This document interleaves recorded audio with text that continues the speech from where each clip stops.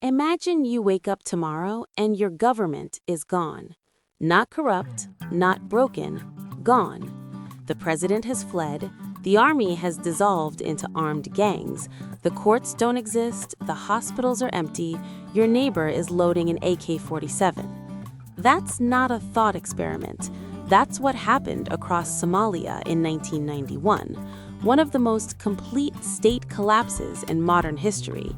The UN sent peacekeepers, Hollywood made Black Hawk Down, the world collectively decided this place is finished.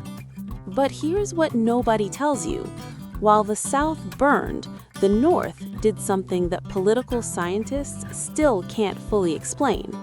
A group of warlords, clan elders, former rebels, and ordinary people sat down under some trees in a town called Borama, and they built a country from scratch. No foreign help, no World Bank blueprint, no UN peacekeepers holding anyone's hand. 34 years later, that country has held 4 peaceful presidential elections, every one of them contested, every one of them resolved without violence. It has transferred power between rival parties multiple times. It has built a port that may be the single most strategically important piece of real estate in the Horn of Africa. And on December 26, 2025, Christmas Day, Israel formally recognized it as a sovereign nation, triggering a geopolitical earthquake that is still shaking the region. There's just one problem. The world officially refuses to admit this country exists.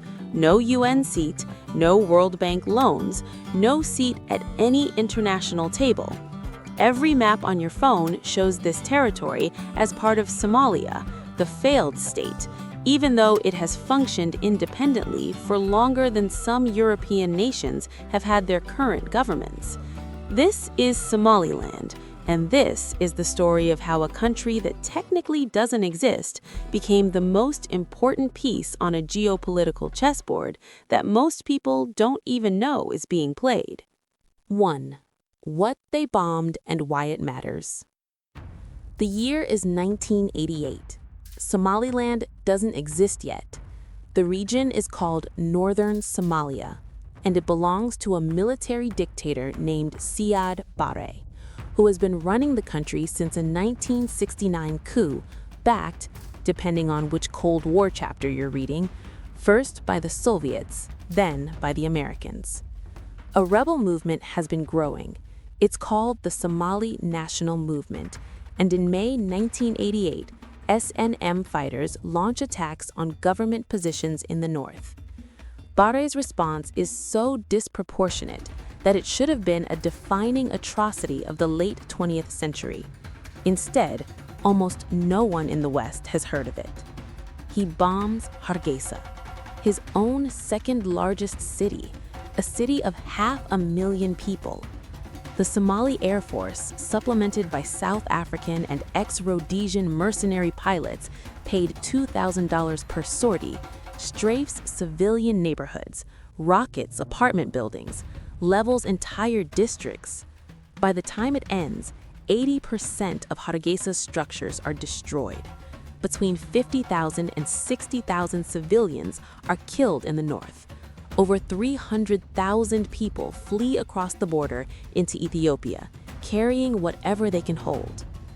The streets of Hargeisa literally fill with rubble and bodies, and the world watches and does almost nothing. No CNN moment, no international intervention. The United States, which has been funding Barre as a Cold War ally and operating out of Somali military bases, issues careful statements and looks away. Here's why this matters beyond the tragedy itself. When Barre finally fell in 1991 and the rest of Somalia descended into warlord chaos, the North didn't just have a power vacuum. They had a traumatized population, a bombed-out capital, zero infrastructure, and the most acute possible memory of what happens when you trust a central government in Mogadishu with your fate. That memory, the rubble, the rivers of people walking to Ethiopia, the silence of the international community, became the foundation of everything that came after. Because a people who remember what abandonment actually feels like build things differently than people who've been told they'll be rescued. 2. Under the trees in Borama, the most important conference you've never heard of. January 1993, Borama, northwestern Somalia. Under the actual trees, not in a hotel conference room, not in Geneva with a UN facilitator writing stakeholder engagement frameworks in PowerPoint. Under trees, in the desert, in a city that barely has electricity. Thousands of delegates arrive, clan elders, SNM commanders, former politicians, religious leaders, poets, because in Somali culture, a poet isn't decoration, they're a diplomatic institution. People walk for days to get there. The conference runs for 4 months. And what they build over those 4 months is something that no Western consultant would have designed, because no Western consultant would have thought it could work. A hybrid democracy, a Western-style elected president and parliament fused with a traditional upper house of clan elders called the Gurti. The elders provide cultural legitimacy that no ballot box alone can manufacture. The elected officials handle governance, and the clans hold each other accountable through social bonds that go back centuries. The key insight, and this is what makes Somaliland philosophically radical, is that they didn't replace traditional authority with imported institutions, they wove them together. Fast forward 10 years, April 2003. Somaliland holds its first multi-party presidential election. 500,000 people vote. The incumbent, Dahir Riale Kahin, wins by 80 votes. 80 out of 500,000. His opponent is Ahmed SILANYO, the legendary former chairman of the SNM liberation struggle from the dominant Isak clan, widely expected to win in a landslide. When the result is announced, SILANYO's supporters erupt. They believe it was stolen. Small protests break out. The government briefly declares emergency laws. The country teeters on the edge. Then, SILANYO does something extraordinary. His supporters come to him furious, demanding he reject the result and mobilize his clan. He's the former chairman of the liberation movement that literally ended Bare's rule. His clan is the largest in the country. If he calls his people to the streets, they come. He doesn't. He stands down. No militia, no mountains, no press conference declaring fraud. Just a man from the most powerful clan in Somaliland deciding, in that moment, under that pressure, that the system they'd built together was worth more than the presidency he just lost by 80 votes. He went home and waited, and 7 years later, in 2010, he ran again and won. And the man he beat, the incumbent, Riale Kahin, conceded gracefully in return. 2 consecutive elections, 2 peaceful concessions from opposite sides. That is not luck. That is a political culture being built in real time, brick by brick, concession by concession. And here's the kicker. The Gurti, those traditional elders everyone thought were a quaint holdover, were the ones who quietly walked into both camps during the crisis and held the whole thing together. The undemocratic institution saved the democracy. But there's a problem. And it leads us to the thing that nobody in the democratic world wants to acknowledge. 3. The port that should belong to everyone and belongs to nobody. Let me give you some numbers that will make you rethink everything. 12 to 15% of global trade moves through the Red Sea corridor every year. That's container ships carrying your phones, your clothes, your car parts, your food. The entire supply chain of the modern world runs through a stretch of water that connects at its most critical point to a strait called the Bab el-Mandeb, Arabic for Gate of Tears. Somaliland controls 800 kilometers of coastline along the Gulf of Aden, the approaches to that gate. For most of Somaliland's existence, this geography was strategically significant, but commercially underutilized. The port of Berbera was functional, but basic. Ships used it when they had to. Then, in 2016, DP World, the Dubai-based operator that runs some of the world's most important shipping hubs, showed up and said, "We want to build something here." They invested $442 million directly into Berbera port infrastructure. They built new berths, container handling equipment, a logistics zone. Ship turnaround time dropped from 64 hours to around 25. A direct shipping route to Jebel Ali, one of the planet's busiest ports, now runs every 9 days. But here's where it gets genuinely interesting. Ethiopia, 120 million people, Africa's second most populous country, and since Eritrea's secession in 1993, completely landlocked, has been paying Djibouti approximately $1.5 billion a year in port fees, every year, for 3 decades. That is a structural dependency so extreme, it's essentially a geopolitical ransom payment. On January 1, 2024, Ethiopian Prime Minister Abiy Ahmed signed a memorandum with Somaliland, a 50-year lease on coastal access near Berbera. In return, Ethiopia commits to assessing recognition of Somaliland as an independent state. The reaction across the region was immediate and volcanic. Somalia recalled its ambassador to Ethiopia. Egypt, in its own complicated proxy war with Ethiopia over Nile water rights, issued a statement of alarm. The African Union warned of dangerous precedents. A country that doesn't officially exist had just triggered a diplomatic crisis involving 5 regional powers simultaneously.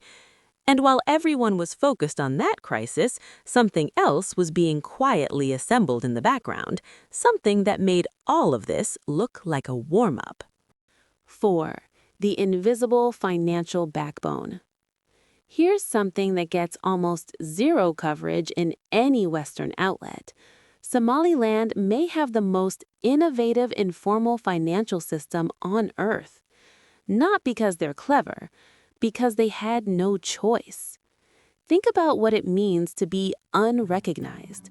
No SWIFT access for international banking, no World Bank loans, no IMF credit lines, international wire transfers classified as going to a failed state. Every financial interaction with the outside world runs through a system designed for a country that the outside world insists doesn't exist. So, Somaliland built its own. Telesom, the largest telecom operator in Somaliland, launched a mobile money platform called Zod in June 2009, not as a fancy fintech product, as basic infrastructure, because without it, ordinary commerce was nearly impossible. Today, Zod has become so embedded in daily life that Somaliland is regularly cited alongside Kenya's M-Pesa as one of the most remarkable mobile money adoption stories on the continent. Remarkable because it happened not through venture capital or government mandate, but through the pure necessity of a population locked out of every conventional financial channel. And then there's Dahapshil, a money transfer company that began as a small Somali operation and grew, through the sheer force of diaspora demand, into one of Africa's most significant financial conduits. The Somaliland diaspora in the UK, in Scandinavia, in North America, in the Gulf, sends money home constantly. Remittances are estimated to constitute between 30 and 40% of household incomes across the country, making the diaspora not just a cultural connection, but the literal economic engine of the state. Here's the thing about building your financial system from exclusion. You end up with a system that's remarkably resilient to the kinds of shocks that crash conventional banking. When COVID hit, Somaliland's mobile money infrastructure barely blinked. because it was never integrated into the global system tightly enough to be dragged down by it. The country that was locked out built a door of its own. But none of this, not the port, not the financial infrastructure, not the elections, explains why December 26, 2025 happened. For that, you need to understand the geography of fear. 5. Christmas Day and the Gate of Tears. December 26, 2025. Israeli flags are being projected onto the National Museum in Hargeisa. Crowds are dancing in the streets. Netanyahu is on the phone with Somaliland's newly elected president, Abdi Manen Iro. A joint declaration is being signed. Israel has formally recognized Somaliland as a sovereign nation, the first nation on Earth to do so since Taiwan opened informal ties years earlier. The first formal recognition by any state since Somaliland declared independence in 1991. The reaction is instantaneous. Somalia condemns it, Egypt condemns it, Turkey condemns it, Djibouti condemns it, the African Union rejects it, Iran-aligned media calls it an imperialist plot. All of which raises the obvious question: why? Why would Israel, a country with no historical ties to Somaliland, no colonial relationship, no diaspora connection, make this move on Christmas Day, announced as a major diplomatic achievement? Look at the map. Somaliland sits approximately 250 kilometers from Yemen across the Gulf of Aden, closer than London is to Paris.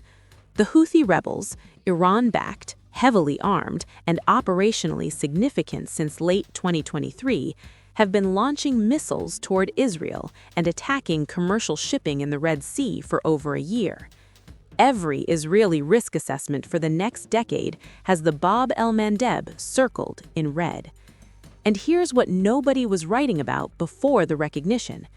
Israel's Mossad had been quietly building a relationship with Somaliland for years. Counterterrorism cooperation, intelligence sharing. Netanyahu personally confirmed this when he publicly thanked Mossad director David Barnea for his role in brokering the deal. Somaliland's value to Israel is not sentimental, it is surgical.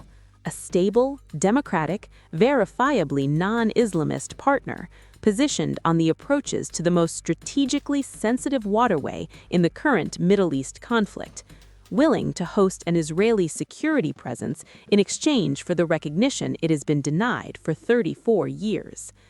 Somaliland had been building this relationship patiently without announcing it for years. And then, on December 26th, they collected. But here's the thing about collecting on 34 years of strategic patience. When you finally get what you want, you trigger everything that was waiting. 6. The Rent Collector. How a non-country plays great powers against each other. Let me tell you what Somaliland actually is geopolitically, because it's not what you think. It's not a charity case seeking recognition. It's not a historical anomaly waiting to be resolved. It is, functionally, a small state that has figured out how to make itself indispensable to parties who hate each other. The UAE has $442 million in the Berbera port and is exploring rail infrastructure connecting Berbera to Ethiopia. Abu Dhabi needs stable, reliable partners on the Red Sea. Somaliland delivers. The United States has been quietly using Berbera Airfield for counterterrorism operations, flying missions against al-Shabaab, the militant group that has been destabilizing the Horn of Africa for 2 decades. American military coordination with Somaliland has happened repeatedly, even without formal recognition. Project 2025, the conservative policy blueprint, explicitly recommended recognizing Somaliland to counter what it called the declining U.S. position in Djibouti. The UK maintains a permanent liaison office in Hargeisa, the only Western country with a permanent physical presence. The Foreign Office has carefully avoided calling it an embassy while running it like one. Taiwan, and this is the detail that makes foreign policy people's heads explode, has had informal diplomatic ties with Somaliland for years. 2 territories, both locked out of the international system by a larger power claiming sovereignty over them, a solidarity born from structural similarity. Israel just crossed the line from informal to formal. On the other side, China firmly backs Somalia's One Somalia position for exactly the same reason it maintains One China. Allowing the principle that a territory can achieve international recognition despite apparent states' objections is an existential threat to Beijing's Taiwan policy. Turkey has billions invested in Somalia and views any weakening of Mogadishu's authority as a threat to its regional influence. Egypt is playing a proxy game with Ethiopia and needs to deny it leverage. Here's the beautiful, ruthless logic of Somaliland's position. Every power that has a reason to want Somaliland to succeed has a specific, concrete, strategic interest that Somaliland can service. And every power that wants it to fail has to fight against momentum that keeps accelerating. Somaliland isn't choosing sides, it's charging rent to all sides. And it's about to test whether that strategy has limits. 7. The SILANYO question. The thing that actually keeps Somaliland together. This is the part of the story nobody exports because nobody knows how to package it. After SILANYO made his extraordinary concession in 2003, he spent 7 years as the most prominent opposition figure in a country that could have easily collapsed back into clan violence. He didn't take his followers to the hills. He didn't build a militia. He contested the next election in 2010 and won. And the man he beat, Riale Kahin, the incumbent, conceded gracefully. This is the moment political scientists mark as the true proof of concept. When 2 consecutive elections end in peaceful opposition victories and peaceful concessions, you have something real. You have a system with legitimacy. But here's what the success story narrative doesn't capture: how close it comes to breaking every time. The Gurti, those traditional elders who provided the hybrid legitimacy, have had their seats passed to relatives upon death since 1997. They have not faced new elections. Their democratic legitimacy has been deteriorating for years. Presidential elections have been delayed. SILANYO delayed his, Musa Bihi delayed his. In the east, the regions of Sal and parts of Sanag have never been fully under HARGEISA's control. In 2023, Somaliland's military withdrew from Las Anad, the largest city in Sal, after a community uprising allied with a rival political movement. The fighting was real. People died. Youth unemployment is estimated at around 30% in the 18 to 35 age group. That is a statistic that ends democracies. What keeps it together is not any single institution. It's a culture of concession that was built deliberately, consciously, from the Borama conference forward. A culture that says, no political ambition is worth another round of what we survived. That culture is fragile. It's threatened by economic stagnation. It's threatened by the generational distance from the original trauma. It's threatened by the Eastern territorial problem and by the complexity that international recognition, if it comes, will introduce. And this is the question no one can answer. Is that culture strong enough to survive success? 8. The dark calculation. What recognition might cost. Here's what nobody wants to say out loud. Somaliland's non-recognition might have been an advantage. Think about what international recognition actually delivers to post-conflict African states in practice. It delivers World Bank structural adjustment programs with conditions attached, IMF austerity requirements negotiated in Washington, UN peacekeeping missions that have a documented history of creating as many problems as they solve, foreign NGOs building parallel institutions that hollow out local governance capacity, aid flows that research consistently shows reduce the pressure on governments to be accountable to their own citizens because they can be accountable to donors instead. Southern Somalia got all of that. It has been through more transitional governments, internationally backed and internationally funded, than anyone can count. Billions in foreign aid, multiple UN missions, and it remains one of the most comprehensively failed states on Earth. Somaliland got none of it. And because they got none of it, they had to build institutions that actually serve their people, because their people were the only source of revenue and legitimacy they had. A government that cannot borrow from the World Bank has to collect taxes, and citizens who pay taxes demand accountability in ways that aid recipients historically do not. This is the developmental paradox that the entire international aid industry exists to not acknowledge. Sometimes the best thing you can do for a country is leave it alone. Now recognition is coming, and with it comes everything that isolation protected Somaliland from. The $1.2 billion a year in lost investment and financing that analysts say non-recognition costs, that money will come. But it will come with strings, with program officers, with quarterly reports, with the entire apparatus of the development industry descending on HARGEISA and explaining what Somaliland needs to do differently. And the question, the real question, is whether the culture that SILANYO preserved with his concession speech can survive prosperity better than it survived poverty. 9. The domino nobody predicted. There's a senator from Texas who has been making noise about Somaliland for 2 years. His name is Ted Cruz, and he has introduced a bill called the Somaliland Partnership Act, explicitly calling for U.S. recognition. It's not a fringe position. It's backed by the same strategic logic that drove Project 2025's recommendation. The U.S. is losing its dominant position in Djibouti to Chinese influence, and Berbera is the obvious alternative. The day after Israel's recognition, December 27, 2025, Trump was asked about Somaliland in a phone interview. His response, "Does anyone know what Somaliland is, really?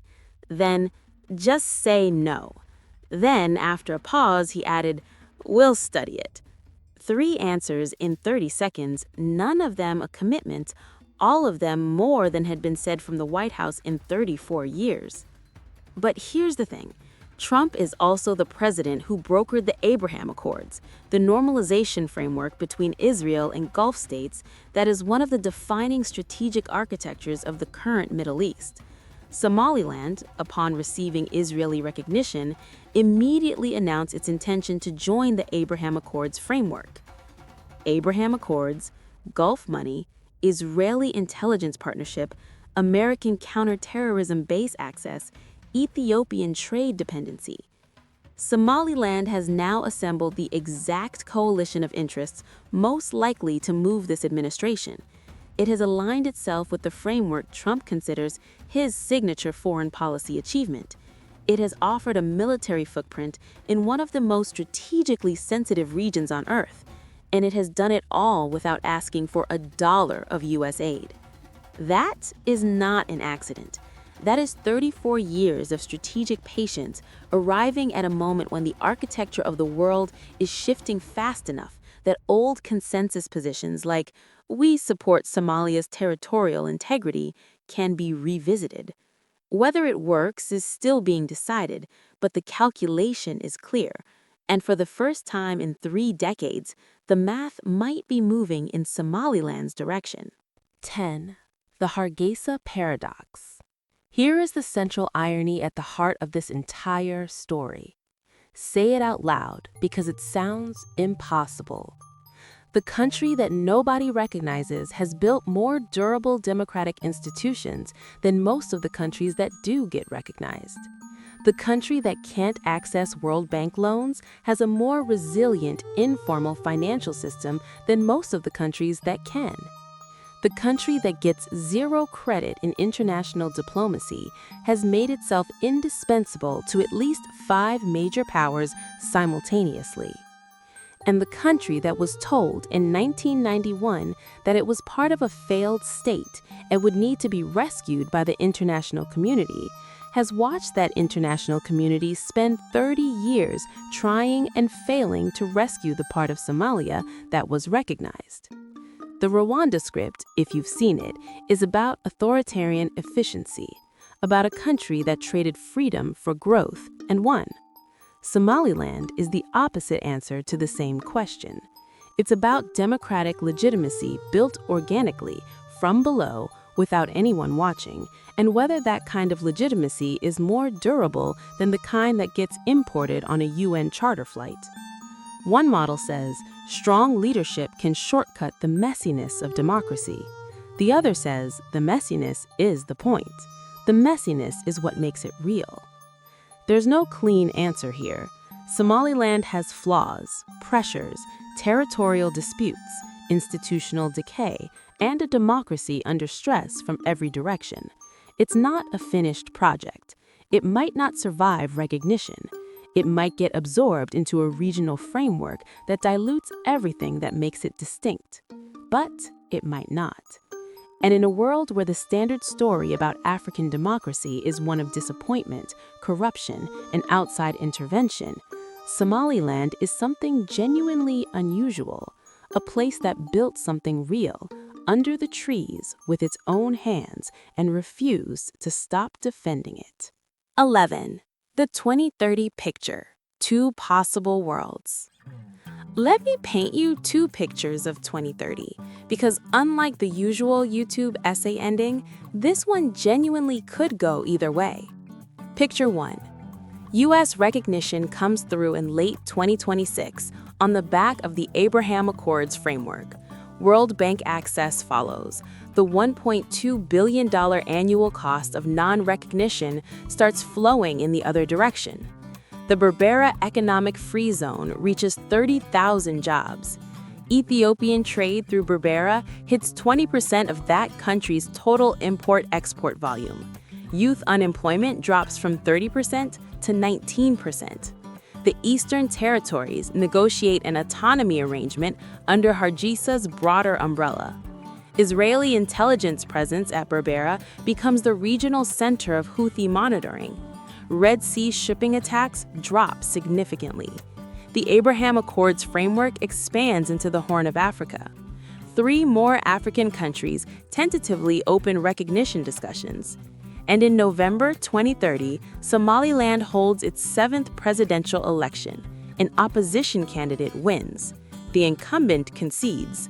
The world is watching this time. Picture 2. Recognition triggers a Somali-backed regional coalition that isolates Somaliland economically before it can benefit from the new attention. The Eastern Territories, emboldened by outside backing, push for formal separation. The influx of international aid money fractures the governance structure. The Gorti's legitimacy collapses when the diaspora investment money brings demands for a Western-style constitutional overhaul that the elders refuse. Youth unemployment barely moves. 3 NGOs open offices in HARGEISA and immediately begin undermining each other. In 2028, a disputed election is not resolved peacefully, for the first time. And the world, which spent 34 years ignoring Somaliland, starts writing think pieces about what went wrong. Both pictures are real possibilities. Neither is inevitable. The answer will depend on whether the culture that SILANYO protected with one speech in 2003 is deep enough to survive what comes next. Closing. Here is what I want you to take away from this. The next time someone tells you that democracy requires Western guidance to take hold, think about Borama. The next time someone says that African states can't build functioning institutions without foreign intervention, think about HARGEISA. The next time someone argues that geopolitical power requires formal recognition, think about Berbera. Somaliland has been ignored, dismissed, refused, and written off for 34 years. And in that time, they held 4 presidential elections, every single one peaceful, every single one contested, every single one resolved without the violence that everyone predicted. They transferred power between rival parties. They built a port that the world's great powers are now fighting over. They assembled a coalition of strategic interests powerful enough that Israel staked its Red Sea security on them. All without a seat at any table, all without a line on any official map. The question that lingers, the one that makes this story genuinely important beyond the headlines, is whether the world's refusal to see Somaliland was an injustice, or whether it was, paradoxically, the condition that made everything they built possible. Maybe it was both. What I know is this: the decisions being made right now in Hargeisa, in a city that your phone's map still labels as part of a failed state, are going to matter more in the next decade than decisions being made in capitals that everyone can find. Pay attention to Somaliland, because whether the world officially admits it or not, it exists. It has always existed, and it is very, very tired of waiting for permission to be seen. Thanks for watching. Hit subscribe if you want more stories about the countries reshaping the world while everyone's looking the other way.